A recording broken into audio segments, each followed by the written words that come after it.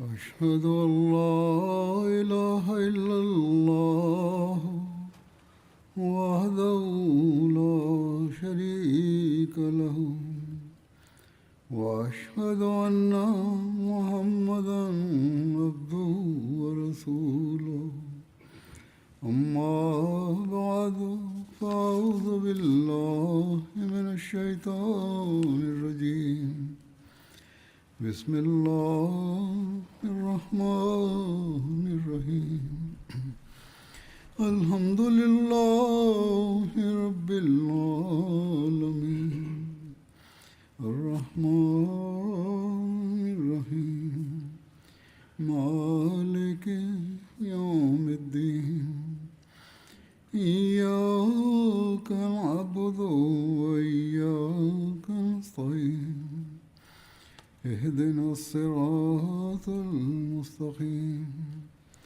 صراط الذين أنعمت عليهم غير المغضوب عليهم ولا الضالين.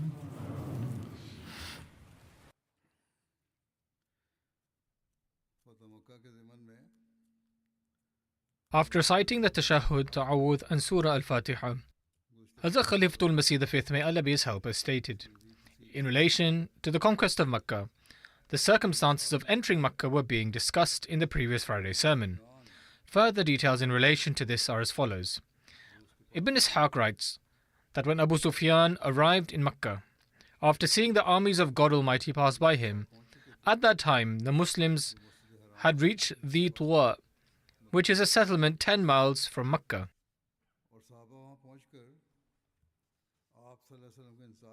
Some companions had reached this place and were waiting for the Holy Prophet, peace and blessings of Allah be upon him, so much so that all the companions gathered there. The Holy Prophet, peace and blessings of Allah be upon him, arrived with his green-clad battalion. Ibn Sa'd writes that the Holy Prophet, peace and blessings of Allah be upon him, was riding on his camel, Qaswa, between Hazrat Abu Bakr, may Allah be pleased with him, and Usayd bin Huzayr.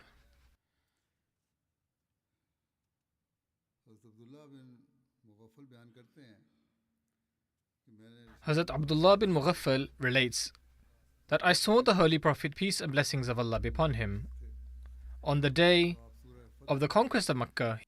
He was riding on his camel and reciting Surah Al-Fath. This is a narration of Bukhari.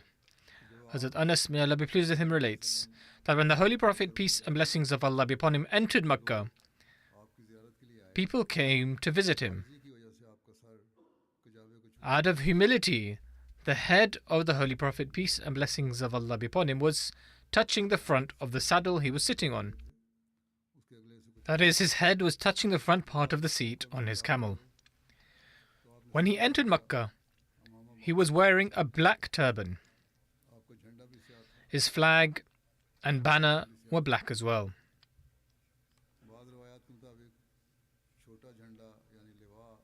According to some narrations, he also had a small flag which was white. He stopped at the Tuwa and stood among the people. Upon seeing the victory and the multitude of Muslims, his blessed beard was touching, or almost touching, the front of his saddle due to his humility. The Holy Prophet, peace and blessings of Allah be upon him, said,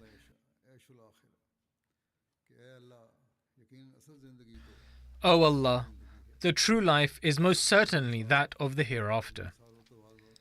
Another aspect of his justice, equity, humility and humbleness was that he had mounted Usama, the son of his freed slave Zayd bin Haritha, behind him, even though the chiefs of the Quraysh and the sons of the Banu Hashim were with him as well. The Holy Prophet, peace and blessings of Allah be upon him, entered Makkah on the 20th of the blessed month of Ramadan. When he entered, the sun had risen somewhat. The promised Messiah, peace be upon him, states, the elevation that is given to the chosen servants of God Almighty comes in the form of humility, whereas the elevation of Satan is mixed with arrogance. Look, When our Holy Prophet, peace and blessings of Allah be upon him, conquered Makkah, he lowered his head and fell into prostration in the same manner he would lower his head and fall into prostration during the days of hardships, when in this very Makkah he was opposed in every manner and caused distress. When he saw in which state he had left Makkah and in which state he was now entering it, his heart filled with gratitude for Allah, and he fell into prostration. In relation to where he stayed on the day of the conquest of Makkah, it is written that when he was asked where to stay when they had reached near Makkah, the Holy Prophet, peace and blessings of Allah be upon him, said, "Has Aqil left any property for us in Makkah?" Aqil was the son of Hazrat Abu Talib, and he accepted Islam shortly before the Treaty of Hudaybiyah. It is said that prior to that, he had sold all of his property and possessions.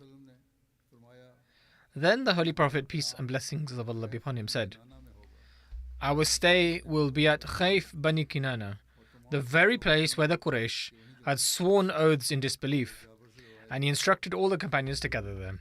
Hazrat Jabir, may Allah be pleased with him, relates, "On that day I was among those who were with the Holy Prophet, peace and blessings of Allah be upon him. On the day of the victory of Makkah, I entered the city alongside him and observed the houses of Makkah. At one point, the Holy Prophet, peace and blessings of Allah be upon him, stopped and praised and glorified Allah.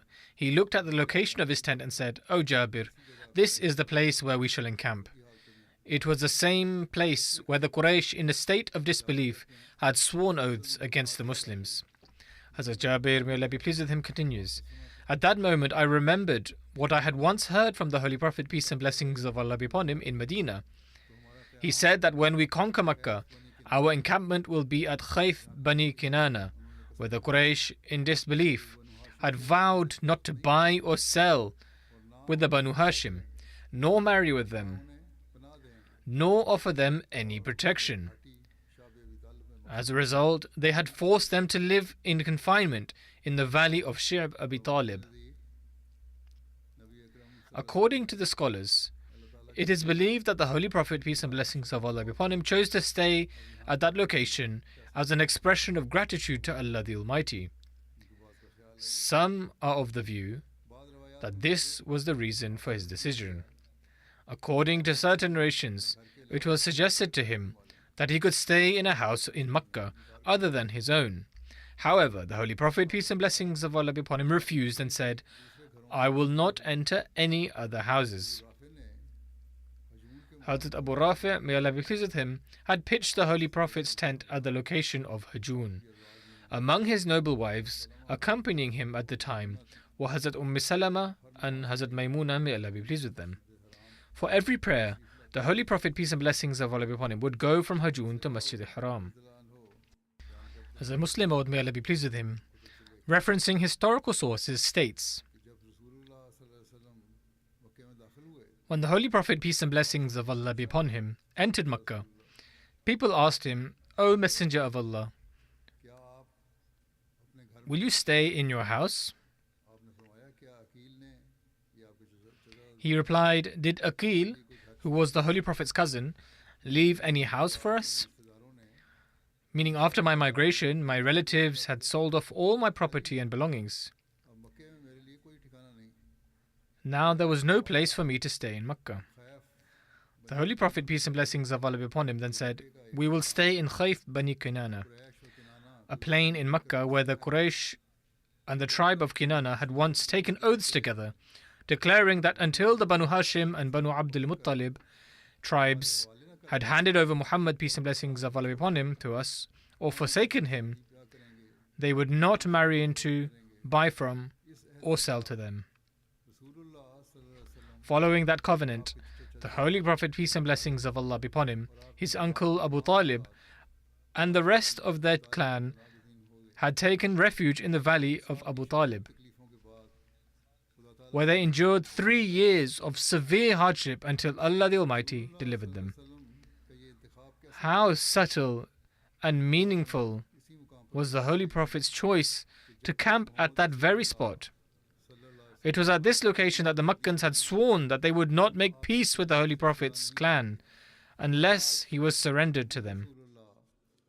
Now, the same Muhammad, the Messenger of Allah, peace and blessings of Allah be upon him, returned and camped at that exact place, as if to say to the Makkans, "Here I am, at the very place where you had wished to see me. Tell me now, do you still have the power to make me your target of cruelty?" This was the very spot where you had desired to see me weakened and captured, and wished that my people would capture me and hand me over to you in this place. But now I have returned not only with the support of my tribe, but with the backing of all Arabia. My people have not handed me over to the Quraysh, rather they have handed you over to me. It was the sheer power of God that this day happened to be a Monday, the same day on which the Holy Prophet, peace and blessings of Allah be upon him, had once set out from the cave of Thawr, with only Abu Bakr, may Allah be pleased with him, as his companion, heading towards Medina. That was the day when he had looked back longingly from the hill of Thawr towards Makkah and said, "O Makkah, you are dearer to me than all other cities in the world, but your people do not allow me to live here."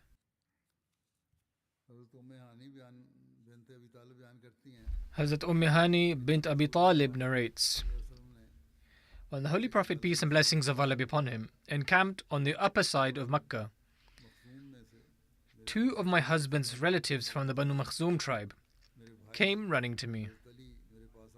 My brother Hazrat Ali, may Allah be pleased with him, came to me and said, "I swear by Allah, I will kill these two." I closed the door of my house for both of them after sheltering them. Then I myself went to the Holy Prophet, peace and blessings of Allah be upon him, in the upper part of Makkah. I found him bathing from a dish used for water, which had marks in it made from the kneading of dough. His daughter, Hazrat Fatima, may Allah be pleased with her, was screening him using a piece of cloth. After bathing, he changed his clothes, and during mid-morning, he offered 8 rakat of prayer. Then the Holy Prophet, peace and blessings of Allah be upon him, turned his attention towards me and said, "Greetings to you, O Hani. Why have you come?" She informed him of the situation regarding Hazrat Ali, may Allah be pleased with him, and the two men, that Hazrat Ali wished to kill them, and I have hidden them in my house. The Holy Prophet, peace and blessings of Allah be upon him, said, "Whoever you have protected, I grant them protection as well. And whoever you have granted security, I have granted them security as well. Thus, we should not kill the two of them." Meaning, the Holy Prophet, peace and blessings of Allah be upon him, said that Hazrat Ali should not kill them. These two men were relatives of Hazrat Hani's through her husband, Haris bin Hisham and Abdullah bin Rabi'ah. A hadith in Bukhari narrates that Abdurrahman bin Abi Layla states, "Someone stated to us that no person has ever said that they saw the Holy Prophet, peace and blessings of Allah be upon him, offer the mid-morning voluntary prayers, except Hazrat Hani, may Allah be pleased with her. No person has ever narrated that they saw the Holy Prophet, peace and blessings of Allah be upon him, offer the mid-morning voluntary prayers, except Hazrat Hani. I.e., only in this narration of Hani exists that the Holy Prophet, peace and blessings of Allah be upon him, was offering the mid-morning prayer, and no one else witnessed this. Hazrat Hani, may Allah be pleased with her, states that the Holy Prophet, peace and blessings of Allah be upon him, visited my house on the day of the victory of Makkah, bathed there, and then offered 8 rakat of prayer. I have never seen a lighter prayer than this, but he bowed and prostrated completely. This is a narration of Bukhari. Regarding the 8 rakat of prayer that the Holy Prophet, peace and blessings of Allah be upon him, offered, scholars have expressed differing views as to which prayer it actually was. Some opine that it was the mid-morning or daybreak prayer. Some believe that the prayer was during the mid-morning, while others say it was a prayer at daybreak. According to some, this prayer was a prayer of victory that was offered whenever a city or fortress was conquered, as an expression of thankfulness. And following this sunnah, the kings of Islam later on began offering these 8 rakat of prayer. Another opinion is that because there were several extremely critical matters on the night of the victory of Makkah, The Holy Prophet, peace and blessings of Allah be upon him, was so busy due to this that there was no time to offer the tahajjud prayer. So the Holy Prophet, peace and blessings of Allah be upon him, offered it in the morning. And perhaps due to this, a common problem is solved. That if tahajjud prayer is missed due to any reason, one can offer 8 rak'at of prayer in the morning after the sun rises. Hazrat Muslim Maud, may Allah be pleased with him, states that the Holy Prophet, peace and blessings of Allah be upon him, said that if one cannot offer the tahajjud prayer on any day, then they should offer the mid-morning prayer. This is also found in some narrations that he would offer the mid-morning prayer in lieu of the tahajjud prayer, if he were not able to offer the latter. In a letter to Mir Abbas Ali of Ludhiana, the Prophet Messiah, peace be upon him, writes,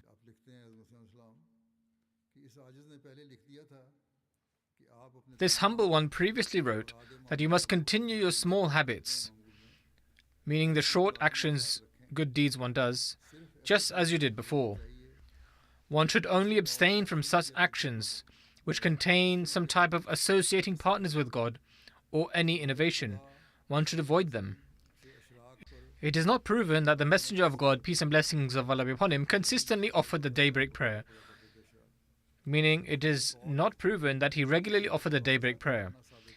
It is proven that he offered it if tahajjud passed or if he returned from a journey. However, always striving in worship and prostrating at the door of the Beloved is certainly sunnah, meaning one should try to pray and worship and to prostrate at the door of Allah Almighty is the true sunnah."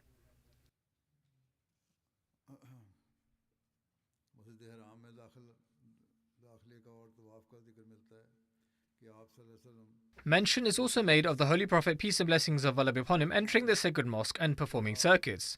It states that for one part of the day, the Holy Prophet, peace and blessings of Allah be upon him, remained inside his tent, after which he called for his she-camel Qaswa to be brought over, and she was placed by the entrance of the Holy Prophet's tent. The Holy Prophet, peace and blessings of Allah be upon him, left to collect his arms and put on his helmet. The companions had gathered in a circle around the Holy Prophet, peace and blessings of Allah be upon him, as he mounted his camel. There extended a winding line of horses, feeding from Khandama to Hajun.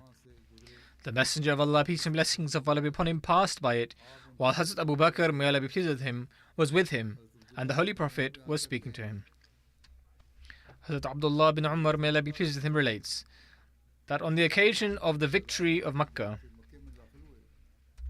when the Holy Prophet, peace and blessings of Allah be upon him, entered Makkah from the side of Mount Qada, he observed that women were whipping their headscarves to keep the horses away. The Holy Prophet, peace and blessings of Allah be upon him, smiled and turned to Abu Bakr, may Allah be pleased with him, and said, "O Abu Bakr, what has Hassan bin Thabit said?" Meaning that Hassan bin Thabit had composed some poetry about them. As Abu Bakr, may Allah be pleased with him, repeated those couplets, the translation of which is, "I might have lost my own daughter if you had not seen such armies raising dust, armies whose oaths were fulfilled at Mount Qada. Those fast-paced horses tug eagerly at their reins, while women are forced to use their own headscarves to restrain them." This is the picture of the scene Hazrat Ibn Umar painted in poetry, and it was in fact the situation there at that time. It is narrated by Hazrat Ibn Umar and Hazrat Abbas that on the day of the victory of Makkah, when the Holy Prophet, peace and blessings of Allah be upon him, entered the holy city of Makkah, there were present in and around the Kaaba 360 idols which were propped up by lead. Hubal was the biggest of the idols in the Kaaba. Asaf and Naila were placed where people would slaughter the sacrificial animals. The Holy Prophet, peace and blessings of Allah be upon him, had a bow in his hand. He grabbed it by one end, and every time he would pass by an idol, he would stab the other end of the bow into its eye and say,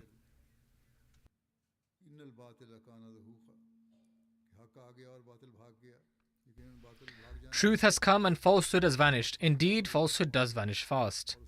The Holy Prophet, peace and blessings of Allah be upon him, arrived at the Holy Kaaba and saw it. He approached the black stone on his camel and touched it with his staff, saying, "Allah is great." The Muslims responded with the same words. The Muslims raised slogans of God's greatness to such an extent that soon enough all of Makkah reverberated with the words, "God is great," and the Holy Prophet, peace and blessings of Allah be upon him, indicated for them to then be silent. The idolaters of Makkah were witnessing this entire scene from the mountains as the Holy Prophet, peace and blessings of Allah be upon him, performed circuits around the Kaaba. Hazrat Muhammad bin Maslama approached with his camel, which he held by its nose rein, and touched the black stone and performed circuits of the Kaaba. When he completed the circuits, he dismounted his camel. Hazrat Ibn Umar relates that we were unable to find a place to seat the camel in the mosque, so people extended their hands, which he used to walk on, to get off the camel while it remained standing, and the camel was taken outside. Hazrat Muammar bin Abdullah came and took the camel down to the valley. One narration records that the Holy Prophet, peace and blessings of Allah be upon him, instructed Hazrat Umar bin Khattab on the occasion of the victory of Makkah when he was in Batha to go into the Holy Kaaba and remove every image of an idol he found. And until every image was erased, the Holy Prophet, peace and blessings of Allah be upon him, did not enter the Kaaba. Even pictures of Hazrat Abraham and Ishmael, peace be upon them, were removed, which used to be used to draw lots. There were pictures of idols of them in the Kaaba too. When the Holy Prophet, peace and blessings of Allah be upon him, saw these pictures, he prayed, "May Allah destroy these idol worshippers. They know very well that these two, i.e. Hazrat Abraham and Ishmael, peace be upon them, never once drew lots. The picture depicting them drawing arrows is a myth. They never did this." The Holy Prophet, peace and blessings of Allah be upon him, arrived at Maqam Ibrahim while he was wearing chainmail. He offered 2 rakat of prayer and proceeded to the well of Zamzam. Hazrat Abbas bin Muttalib or Hazrat Abu Sufyan bin Harith bin Abdul Muttalib brought out a pail for the Holy Prophet, peace and blessings of Allah be upon him, which the Holy Prophet, peace and blessings of Allah be upon him, used to drink water and then perform ablution. The companions quickly rushed to get the water and began putting it on their faces. The idol worshippers who were witnessing this expressed their amazement, saying, "We have never seen or even heard of such a great king." After the conquest of Makkah, the Holy Prophet, peace and blessings of Allah be upon him, ordered the idol Hubal to be demolished. As the idol was being pulled down, the Holy Prophet, peace and blessings of Allah be upon him, stood by, observing.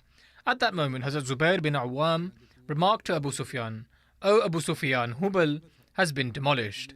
Do you recall the Battle of Uhud, when out of pride you proclaimed that Hubal had bestowed favor upon you?" Abu Sufyan replied, "O son of Awam, let those things pass now. I now realize that if there had been any other God besides the God of Muhammad, peace and blessings of Allah be upon him, what has occurred today would not have been possible." Afterwards, the Holy Prophet, peace and blessings of Allah be upon him, sat in a corner of the Kaaba, surrounded by the people. Hazrat Abu Huraira, may Allah be pleased with him, narrates that on the day of the conquest of Makkah, while the Holy Prophet, peace and blessings of Allah be upon him, sat, Hazrat Abu Bakr, may Allah be pleased with him, stood vigilantly by his side, sword unsheathed, guarding him. Hazrat Ibn Umar relates that the Holy Prophet, peace and blessings of Allah be upon him, entered Makkah in the year of conquest, riding the camel of Usama bin Zayd. He then summoned Uthman bin Talha and instructed him to bring the key to the Kaaba. Uthman approached his mother, who initially refused to hand over the key to the Kaaba. Uthman insisted to his mother, saying, "By Allah, you must surrender this key, or else this sword will pierce my back," meaning that both he and his mother would face severe consequences.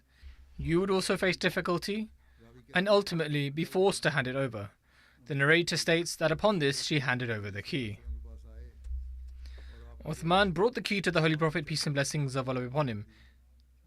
He returned the key to Uthman, who then opened the door to the Kaaba.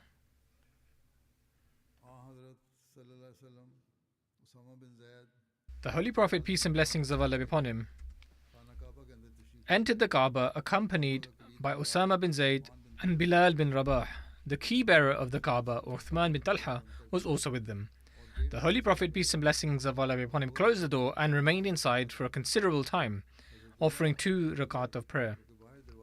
Hazrat Abdullah bin Umar, standing just outside, relates that when the Holy Prophet, peace and blessings of Allah be upon him, exited the Kaaba, he quickly went inside and asked Hazrat Bilal, "What did the Holy Prophet, peace and blessings of Allah be upon him, do inside?" Hazrat Bilal replied, the Holy Prophet, peace and blessings of Allah be upon him, positioned one pillar to his left, one to his right, and 3 pillars behind him. At that time, the Kaaba had 6 pillars. The Holy Prophet, peace and blessings of Allah be upon him, thus stood between 2 pillars, with 2 pillars in front and 3 behind him. Another narration mentions that he positioned 2 pillars on his left, 1 on his right, and 3 behind him. In other words, he was positioned in a way where there were 2 pillars to one side, 1 pillar to the other side, and 3 behind him. Nevertheless, he offered 2 rakat of prayer inside. This narration is found in Sahih Muslim. Hazrat Muslim Maud, may Allah be pleased with him, describes that upon entering Makkah, Hazrat Abu Bakr, may Allah be pleased with him, held the stirrup of the Holy Prophet's camel, conversing with him and reciting Surah Al-Fatih, which foretold the conquest of Makkah. The Holy Prophet, peace and blessings of Allah be upon him, proceeded directly towards the Kaaba and performed 7 circuits of the Kaaba while mounted on his camel, holding a staff in his hand. As he circled the Kaaba, originally built by the Prophet Abraham and his son Ishmael, may Allah be pleased with them, for the worship of the one God, but later turned into a house of idols for their misguided descendants, he struck each of the 360 idols placed there, reciting, "Truth has come and falsehood has vanished away. Falsehood does indeed vanish away fast." This verse, revealed before the migration in Surah Bani Israel, contained prophecies of migration and the conquest of Makkah. European scholars unanimously agree that this surah predates the migration. The relevant verses state,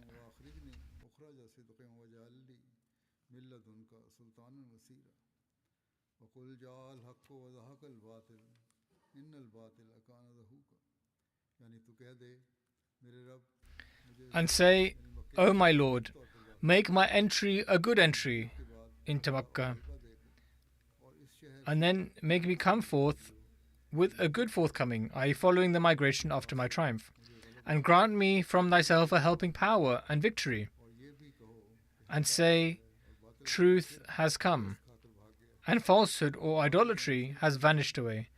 Falsehood or idolatry does indeed vanish away fast. The exact fulfillment of this prophecy and the profound emotions it stirred in the hearts of the Muslims and disbelievers alike, especially as Hazrat Abu Bakr, may Allah be pleased with him, recited it, are beyond description. On that historic day, the place of Abraham was restored exclusively for the worship of the one God, and idols were destroyed forever. When the Holy Prophet, peace and blessings of Allah be upon him, struck the idol named Hubal, causing it to fall from its place and shatter, Hazrat Zubair looked at Abu Sufyan with a smile, reminding him, "Do you recall at Uhud, when Muslims stood wounded, you arrogantly proclaimed, 'Exalted be Hubal, exalted be Hubal,' attributing your temporary victory over Muslims to this idol? Today, see the shattered pieces of Hubal." Abu Sufyan replied, "Zubair, let these matters go. Today we clearly see that if there had been any God besides the God of Muhammad, peace and blessings of Allah be upon him, what we witness today would never have occurred." The Holy Prophet, peace and blessings of Allah be upon him, then commanded the images depicting Prophet Abraham, peace be upon him, and others inside the Kaaba to be erased. In gratitude for the fulfillment of God's promises, he offered 2 rakat of prayers inside the Kaaba, and upon exiting, offered another 2 rakat outside. He appointed Hazrat Umar, may Allah be pleased with him, to remove the images from within the Kaaba. Initially, Hazrat Umar, may Allah be pleased with him, refrained from erasing the image of the Prophet Abraham, peace be upon him, thinking that Muslims also revered him as a prophet.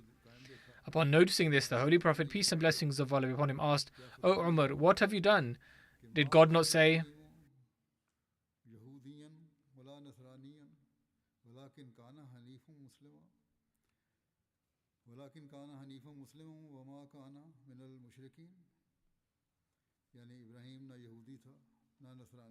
'Abraham was neither a Jew nor a Christian, but he was ever inclined to God and obedient to him'?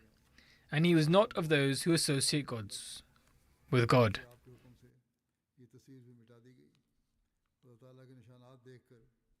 Following the Holy Prophet's command, this image too was erased. Witnessing these divine signs, the Muslims' hearts overflowed with faith, and their certainty in the greatness of the Holy Prophet Muhammad, peace and blessings of Allah be upon him, intensified. When the Holy Prophet, peace and blessings of Allah be upon him, asked for water from the Zamzam spring, miraculously provided by Allah the Almighty for Ishmael, the son of Abraham, and after drinking some, he used the remainder for ablution. Not a single drop fell to the ground, as Muslims eagerly gathered the droplets, applying them as blessings upon themselves. The idolaters marveled, saying, "We have never witnessed a ruler so profoundly loved by his people." The Promised Messiah, peace be upon him, says, "Remember with all your heart that just as the black stone is placed in the house of Allah, so too does the chest of a man house the heart." The Promised Messiah, peace be upon him, likens the black stone to the heart in one's chest.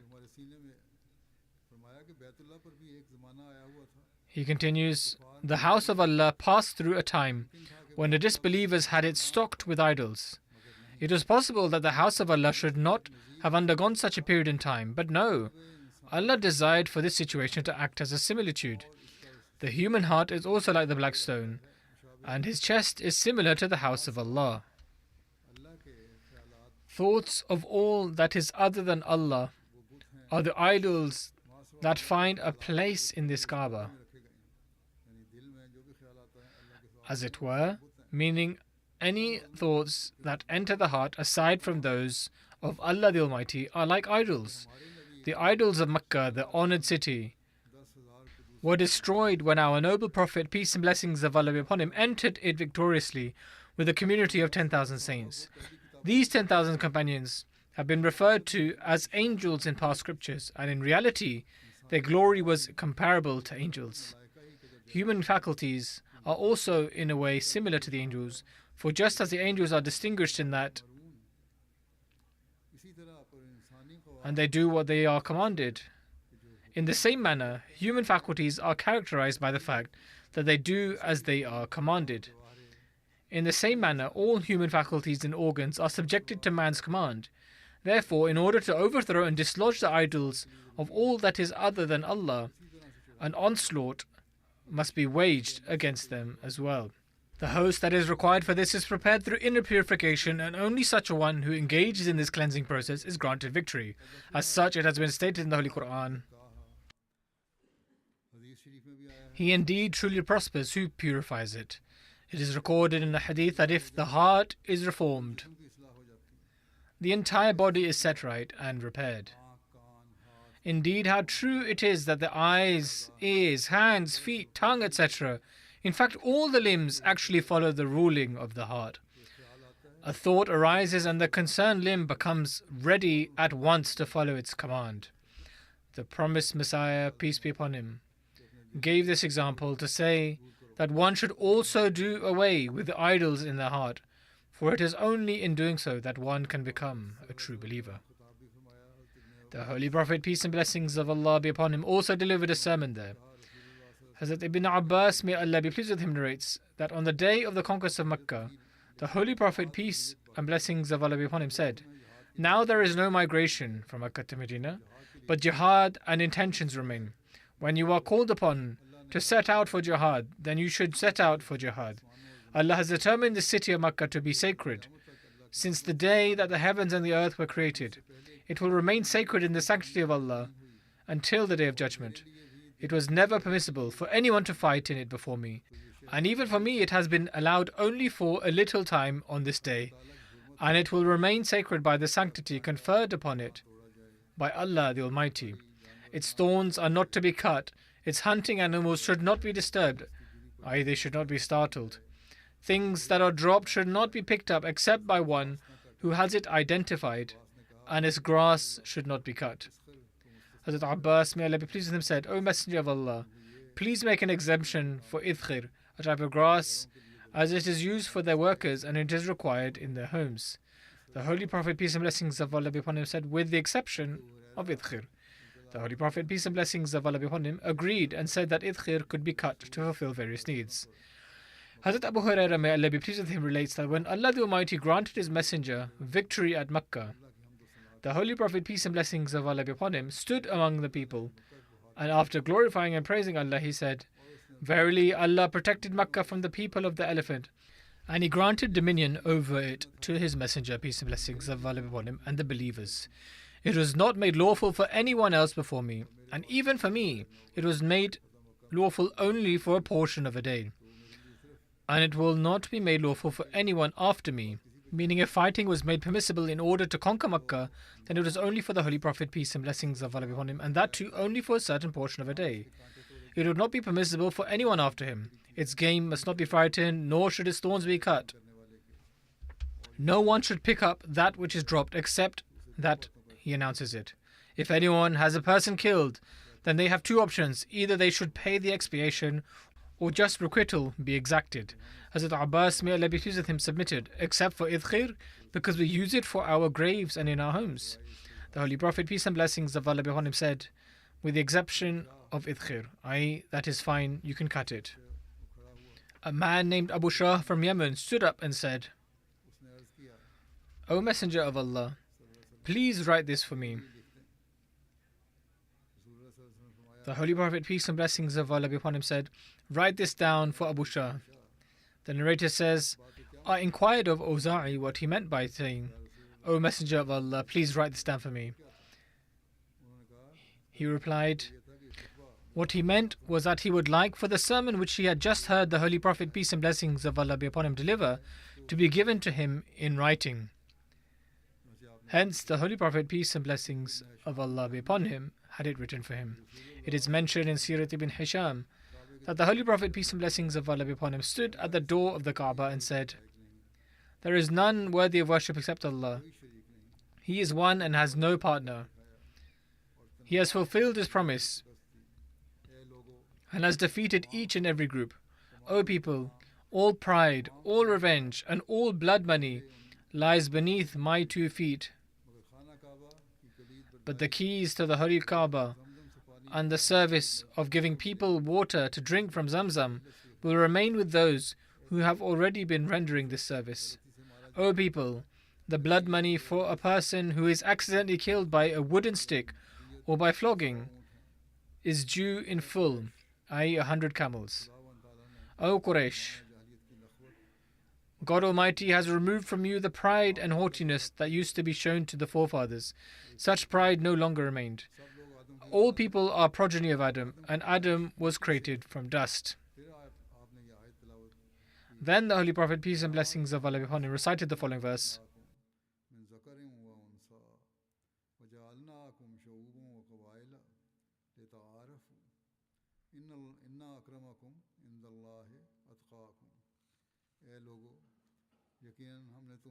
O mankind, we have created you from a male and a female, and we have made you into tribes and sub-tribes that you may recognize one another. Verily, the most honorable among you in the sight of Allah is he who is the most righteous among you. Then the Holy Prophet, peace and blessings of Allah be upon him, said, "O Quraysh, how do you think I will deal with you?" The Quraysh said, "Whatever you do will be best." These were the people who had not yet become Muslims. "You are an honored brother and the son of an honored brother." The Holy Prophet, peace and blessings of Allah be upon him, said, "All right, then go, you are all free." According to another narration, he said,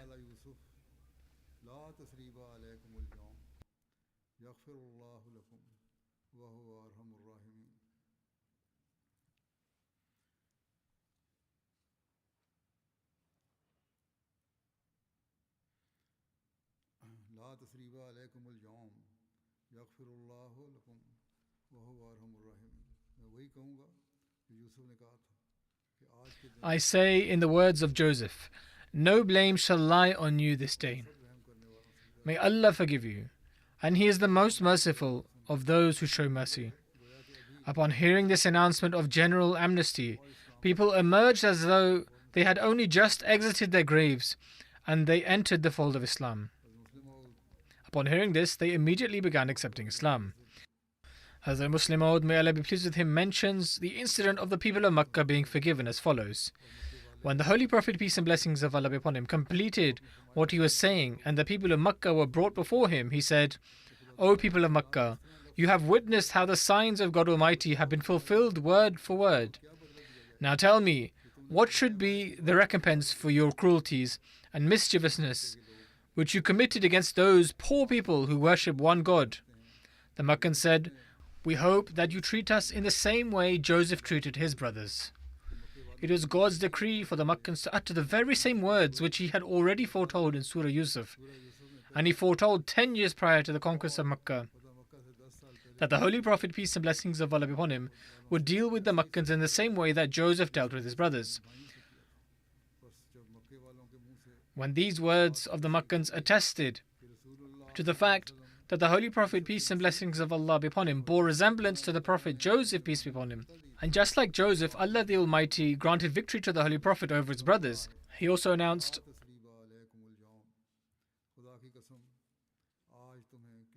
by God, you will not be given any sort of punishment, nor will any blame be placed on you.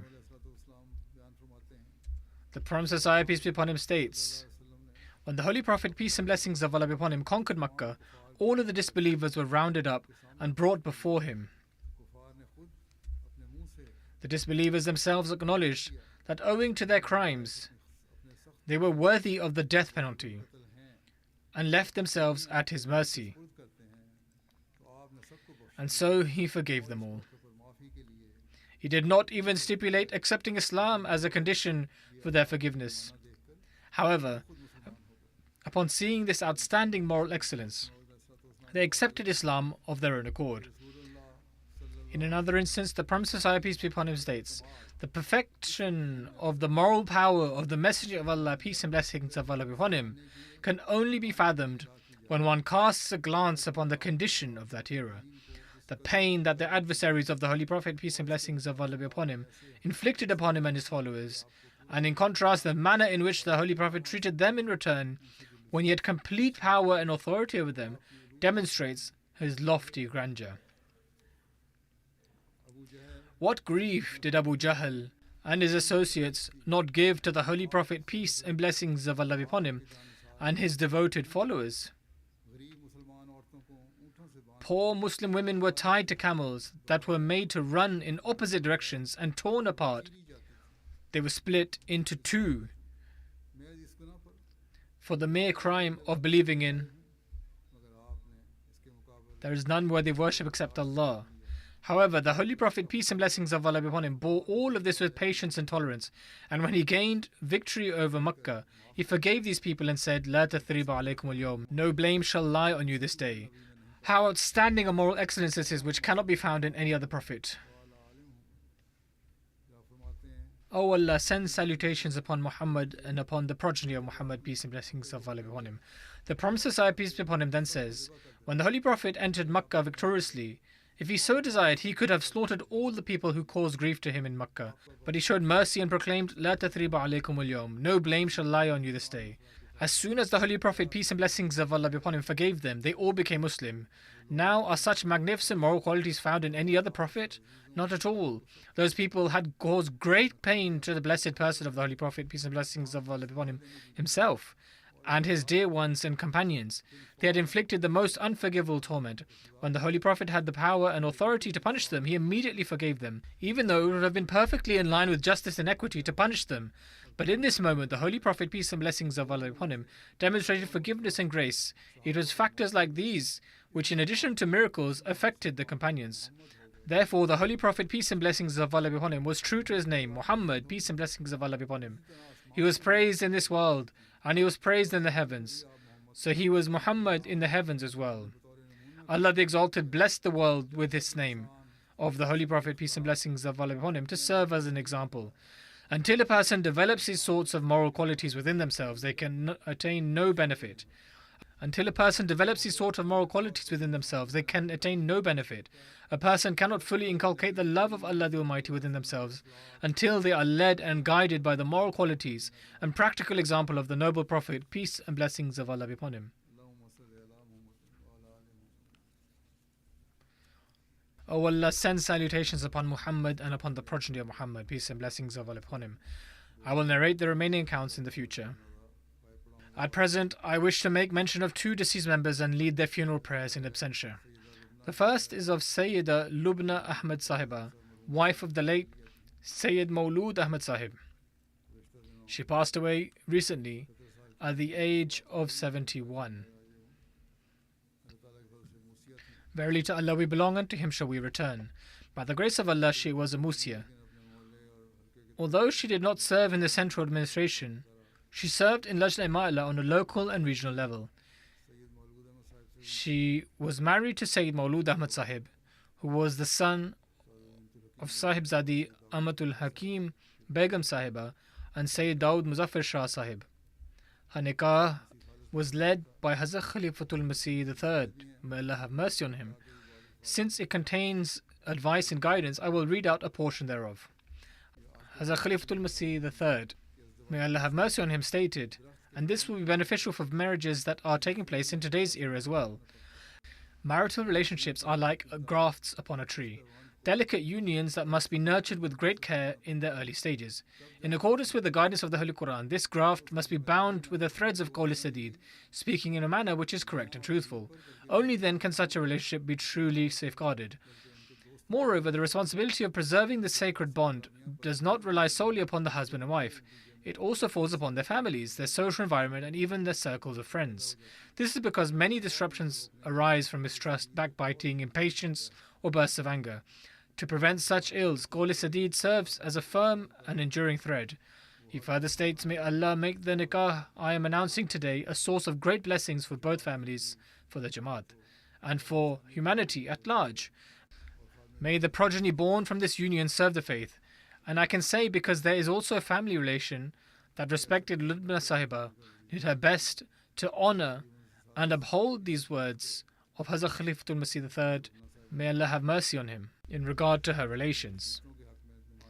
Then Hazrat Khalifatul Masih III, may Allah have mercy on him, also said, today I am announcing the nikah of Maulud Ahmed, who is the son of my younger sister Amatul Hakim Sahiba and Sayyid Daud Muzaffar Shah Sahib, and the girl is the daughter of Dr. Sayyid Ghulam Mujtaba Sahib.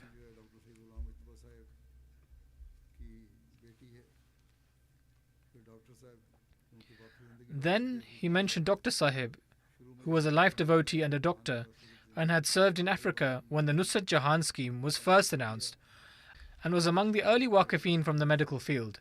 Hazrat Khalifatul Masih III, may Allah have mercy on him, mentioned that Dr. Sahib was among those early doctors who served in West Africa as life devotee doctors. Allah the Almighty accepted his prayers, provided blessings through his treatment, and he continued to serve as a highly successful surgeon in Ghana. Later, he also served in Nigeria. The son of Sayyida Lubna Sahiba, Sayyid Saud Ahmed, is a life devotee and is currently serving as the administrator at Fazli Umar Hospital. Speaking about the life of his mother, he relates, when my maternal grandfather went to Asokore, Ghana, under the Nusrat Jahan scheme, the entire family accompanied him, including my mother, Lubna Sahiba. She was very young at the time, and this incident took place prior to her marriage. She related that due to the lack of medical supplies in those early days, sometimes they would have to cut cloth strips to use as bandages. There was no electricity, so surgeries would be conducted under torchlight. Even at that young age, she would stand by holding the torch so Dr. Sahib could operate under its light. He further writes, she was a most loving and compassionate person who would forget her own hardships while serving others. She fulfilled the rights of her husband, parents, and in-laws in an exemplary manner. Indeed, she truly fulfilled them. In 1986, she fell down a flight of stairs and suffered a back injury. Later, she was also diagnosed with cancer and had diabetes, but she never once expressed her pain. She endured her illness with great patience and remained active, moving about as if she were in good health. She would regularly teach prayers to her children and grandchildren. She especially took great care of the grandchildren who lived with her. When her eyesight weakened and she could no longer recite the Holy Quran herself, she would listen to online recitations. She was regular in attending Jamaat meetings. On one occasion, someone asked her, "You are unwell, why do you still attend these meetings?" She replied, "If there is a meeting taking place and I do not attend, how can that be? This is the nizam of the Jamaat and I must adhere to it." She had a deep sense of responsibility to adhere to the organizational structure of the Jamaat. As she was also the sister-in-law of my wife, I had the opportunity to observe her closely. She was a simple-natured individual who could adjust to any circumstance. She maintained an excellent relationship with her in-laws and fulfilled those ties in an excellent manner. May Allah the Almighty grant her forgiveness and mercy. She is survived by a daughter and a son. The son, as I mentioned earlier, is a life devotee. May Allah the Almighty enable her children to follow the righteous footsteps of their parents. The second funeral is of respected Nazmoon Bibi Zubair Sahiba, the wife of Muhammad Shafi Zubair Sahib of Germany. She passed away recently. Verily to Allah we belong and to Him shall we return. She was originally from Mauritius, and Ahmadiyyat entered her family through her grandfather Muhammad Hanif Sudan Sahib. She is survived by a son and a daughter. Her son, Athar Zubair Sahib, is currently serving as the chairman of Humanity First Germany. Athar Zubair Sahib writes,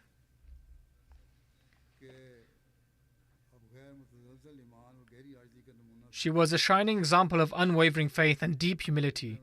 I can say with full certainty that the way she raised me and the teaching she imparted to us reflected her strong and steadfast belief. Never once did I hear her express any complaints or grievances.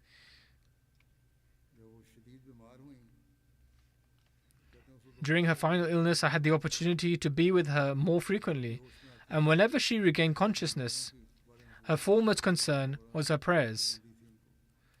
She was most diligent in observing them. She possessed immense patience and fortitude, fully content with the decisions of Allah the Almighty." Athar Sahib further relates, she would often assist others quietly and was very discreet in handling matters. On one occasion, there was an issue between a husband and wife. When the husband asked me to find out what his wife had told her, I asked her for more details.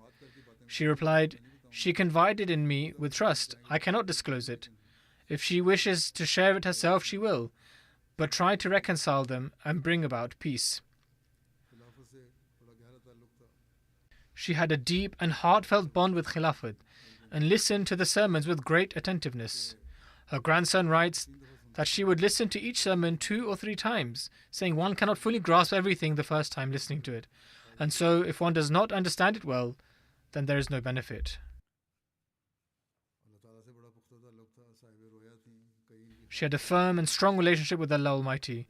She would experience true dreams. She had many dreams which were fulfilled. During her final days, Zubair Sahib writes, she once remarked, "Do I have cancer?" After a CT scan, it was confirmed she had bladder cancer. When asked how she knew, she said, "Allah informed me." She explained that a deceased relative had come to her in a dream and said, "Your son may not tell you out of concern that you may worry, but I am here to tell you, you have cancer." Thus, Allah the Almighty had informed her beforehand of her illness. Her daughters-in-law are German, and she maintained such an exemplary relationship with them and trained them so lovingly that despite being German, they would seek her advice on every matter and render every possible service to her. One daughter-in-law, Susan Zubair, says, "As a mother-in-law, she was a luminous example of kindness and compassion. She was always grateful for whatever she had. She treated us like her own daughters, corrected us lovingly, and consistently prayed for us."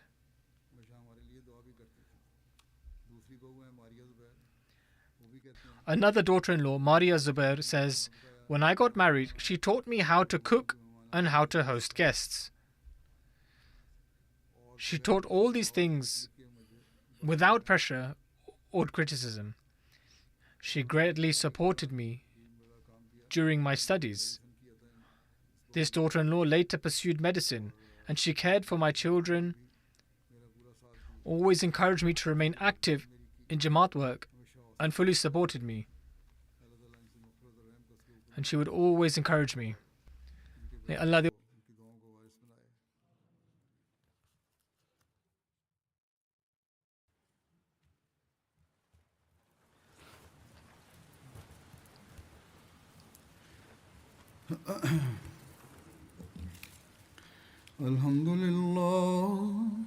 الحمد لله نحمده ونستعينه ونستغفره ونؤمن به ونتوكل عليه ونعوذ بالله من شرور أنفسنا ومن سيئات أعمالنا من يهده الله فلا مضل له ومن يضلل فلا هادي له ونشهد أن لا إله إلا الله ونشهد أن محمدا عبده ورسوله عباد الله رحمكم الله إن الله يأمر بالعدل والإحسان وإيتاء ذي القربى وينهى عن الفحشاء والمنكر والبغي يعظكم لعلكم تذكرون اذكروا الله يذكركم وادعوه يستجب لكم ولذكر الله أكبر.